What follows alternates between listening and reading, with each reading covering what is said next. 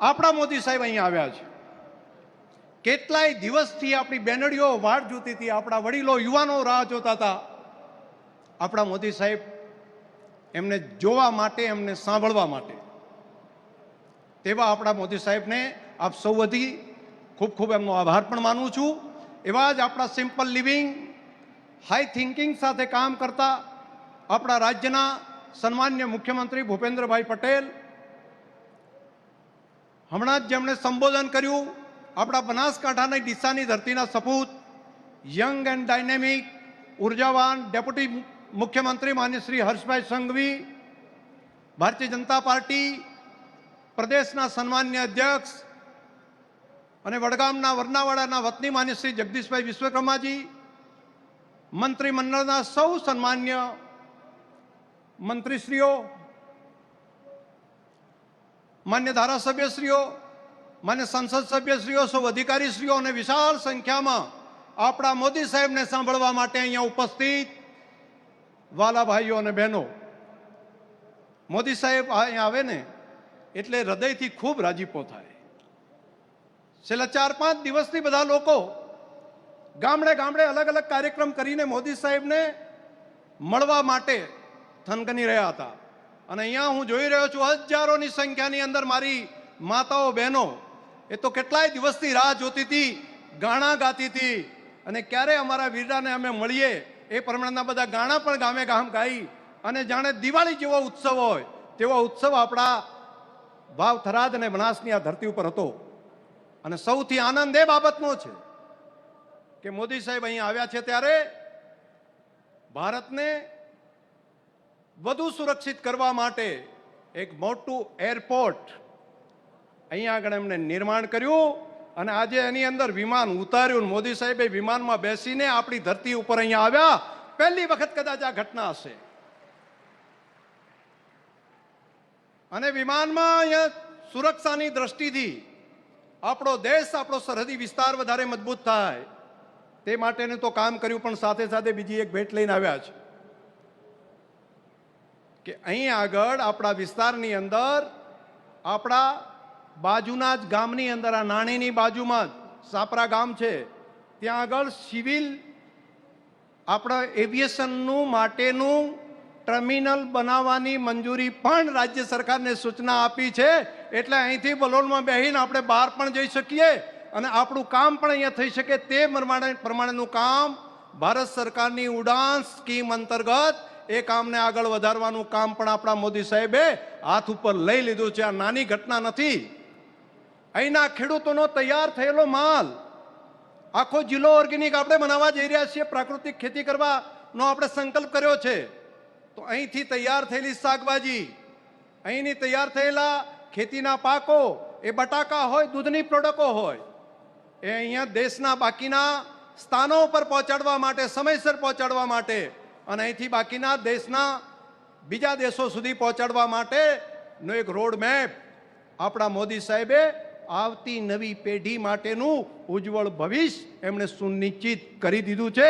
એ માટે હું હૃદયપૂર્વક આ આખી સરહદી વિસ્તારના પ્રજાજનો વતી માન્ય મોદી સાહેબનો હૃદયપૂર્વક ખૂબ ખૂબ આભાર માનું છું. બીજો એક આભાર માનવાનો બાકી રહી ગયો છે. સાહેબ અહીંયા મુખ્યમંત્રી હતા ત્યારે આ તાલુકાને, લાખણી તાલુકાને લાખેણો તાલુકો એમ કરીને એમણે નવો તાલુકા તરીકેની રચના મોદી સાહેબે આપી હતી. અને હમણાં જ થોડા જ સમય પહેલા એક નવો જિલ્લો અહીંયા આગળ આપ્યો છે. વાવ, થરાદ જિલ્લાની ભેટ પણ માન્ય પ્રધાનમંત્રી સાહેબે, માન્ય મુખ્યમંત્રી સાહેબને કહીને આપણને આપી છે. એના માટે પણ એમનો આભાર માનવો પડે. અને એટલું જ નહીં, સાથે સાથે રા તાલુકો, ધરણીધર તાલુકો, ઓગળ તાલુકો સહિત નવું વહીવટી સરળતા રહે એ માટેની પણ ઘણી ભેટ આપી છે. એટલે પણ આપણે આભાર માનવાનો. અને બીજું, તમે દુઃખના દિવસો આપણે બધાએ જોયા જ. દુષ્કાળની અંદર અહીંથી માઇગ્રેશન કરીને, હિજરત કરીને બહાર કમાવા માટે આપણે જવું પડતું હતું. આ ધરતીના સપૂત મોદી સાહેબ મુખ્યમંત્રી બન્યા. નર્મદાનું પાણી આ ધરતી ઉપર પહોંચે અને અહીંથી ઘર પરિવારને છોડી અને હિજરત કરીને બહાર કમાવા માટે જવું પડતું હતું. તે નર્મદાની નહેરો લાવી અને મોદી સાહેબે કાયમી જે દેશવટો આપણે બહાર જવું કાઢવો પડતો એમાંથી આપણને મુક્ત કર્યા. એટલું જ નહીં, જ્યાં નર્મદાની નહેરો નથી ત્યાં સુજલમ સુફલમ નામની નવી નહેર બનાવી. પાણી માટે આપણે ટળવળતા હતા અને એ વખતે કેટલાય લોકોએ વિરોધ કર્યો હતો કે આ સુજલમ સુફલમની અંદર પાણી નહીં આવે. આંદોલન ચાલતા હતા, પરંતુ આપણા ઉપર જે દુષ્કાળના ઘા વાગવાના હતા એ એમણે છાતી ઉપર ઝીલી અને આપણી ધરતી ઉપર સુજલમ સુફલમની કેનાલ કરી. અને સુજલમ સુફલમ કેનાલના કારણે આ વિસ્તારની ધરતીનું પાણી બિલકુલ નીચે જતું રહ્યું હતું, એને ફરી પાછું ઉપર લાવવાનું કર્યું. અને બધાની હાજરીમાં આજે મારે કહેવું છે કે સાહેબ, અહીંયા પાણી માટે, પીવાના પાણી માટે વલખા હતા. આજે ઉનાળાની અંદર પણ આ સુજલમ સુફલમ કેનાલની અંદર પાણી સાહેબ ભરાયું છે. એ આપની આ મહેનત દિગ્દ્રષ્ટિના કારણે થયું છે. અને આ વાત સાથે સંમત હોય તો બે હાથ ઊંચા કરીને તાલી પાડો, નહીતર કહેશે કે શંકરભાઈ એકલા બોલે છે. ચાલુ રાખો તાલી બધા.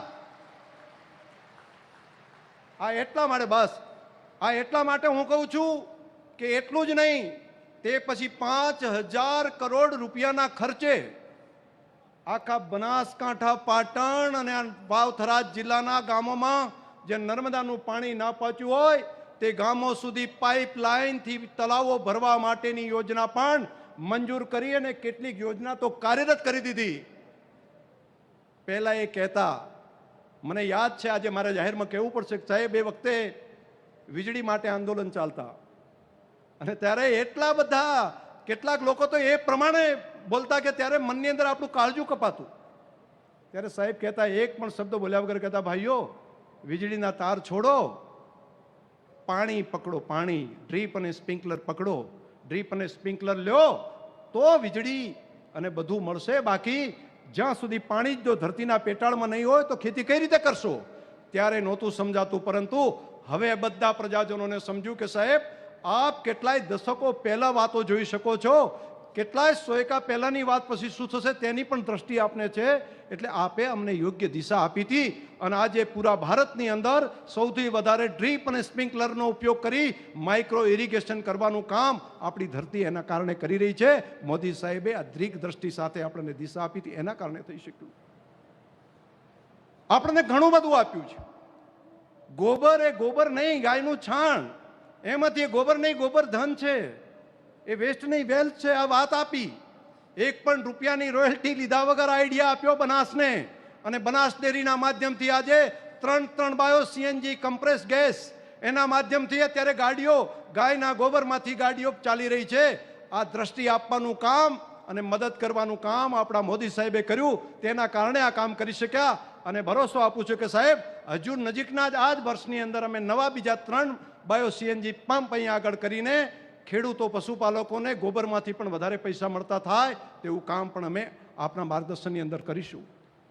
આ કામ એટલી જ વાત નહીં, આપણું રણ, આપણું સોયગામ, એને બોર્ડર ટુરિઝમ તરીકે ડેવલપ કરવાનું કામ આપણા મોદી સાહેબે કર્યું. અને આજે દેશભરની અંદરથી ને બહારથી પણ ટુરિસ્ટો આવી અને આપણી બોર્ડર જોઈ રહ્યા છે. અહીંયા રોજગારીની તકો આદરણીય મોદી સાહેબે આપણા માટે અહીંયા આગળ ઊભી કરાવી. શિક્ષણનું પ્રમાણ સાવ ઓછું હતું અને એ વખતે ગામડે ગામડે ફરીને આંગળી પકડીને આપણી દીકરીઓ ભણે એ માટેનું કામ ધોમ ધકતા તડકાની અંદર પણ ત્યાં જઈને એમણે કરાવરાયું. અને આજે 100% નામાંકન અને દીકરીઓને ભણવાનું કામ પણ ચાલ્યું. અને મારે સાહેબને રાજીપા સાથે કહેવું પડે કે આપે જે બીજ રોપ્યું હતું એના કારણે કરીને ગુજરાતનો સૌથી પાછળ ગણાતો જે બનાસકાંઠા જિલ્લો હતો, સાહેબ આ વખતે 10મા ધોરણમાં સૌથી પહેલો નંબર આપણો બનાસકાંઠા, આ વાવથરા જિલ્લો આવ્યો છે. એ આપણી મહેનતના કારણે થયું છે. સાહેબ, દરેક કામની અંદર આજે સૌથી વધારે ડોક્ટરો તૈયાર કરવાનું કામ એ આ બનાસકાંઠા જિલ્લાની અંદર થઈ રહ્યું છે. સાહેબ, એ તે વખતે આપણે આંગળી પકડીને દીકરા દીકરીઓને જે સ્કૂલે મૂક્યા હતા તેના કારણે થયું છે. એટલા માટે સાહેબ અમારે તમારો આભાર માનવો જ પડે.